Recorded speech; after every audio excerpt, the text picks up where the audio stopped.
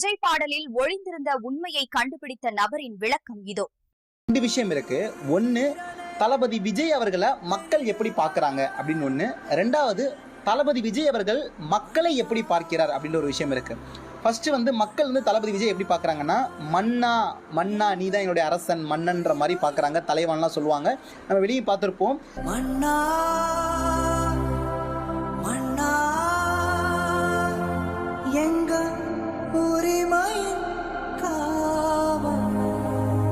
தளபதி விஜய் அவர்கள் எந்த ஒரு மாநாட்டிலையுமே எந்த ஒரு ஸ்பீச்லையுமே தான் ஒரு தலைவன், நான் ஒரு மன்னன் அப்படின்ற மாதிரி எங்கேயுமே மென்ஷன் பண்ணியிருக்கவே மாட்டார். நான் ஒரு எளியவனுடைய குரல் அப்படின்ற மாதிரி தான் மென்ஷன் பண்ணியிருப்பாரு. அப்போ யார் இந்த மன்னர்கள், யார் இந்த அரசர்கள் அப்படின்னு பார்த்தீங்கன்னா, அதையும் இந்த பாட்டில் விஜய் அவர்களே பாடியிருப்பார். மக்கள் தானே மன்னர்களே உனக்கு காட்ட வரேன் நான், மக்கள் தானே மன்னர்களே உனக்கு காட்ட வரேன் நான். அப்போ இங்க மக்கள் தான் நீங்க மன்னர்கள் அப்படின்றத சூப்பரா சொல்லியிருப்பாங்க. சொன்னது மட்டும் இல்ல, அந்த வீடியோலையுமே சூப்பரா காமிச்சிருப்பாங்க.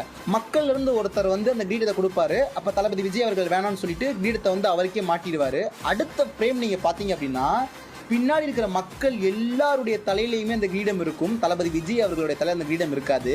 அப்போ மக்கள் தான் நீங்க மன்னர்கள், மக்கள் தான் நீங்க அரசர்கள்ன்றத சூப்பரா சொல்லியிருப்பாரு விஜய் அவர்கள். மக்கள் தானே மன்னர்களே உனக்கு காட்ட வரேன் நான்.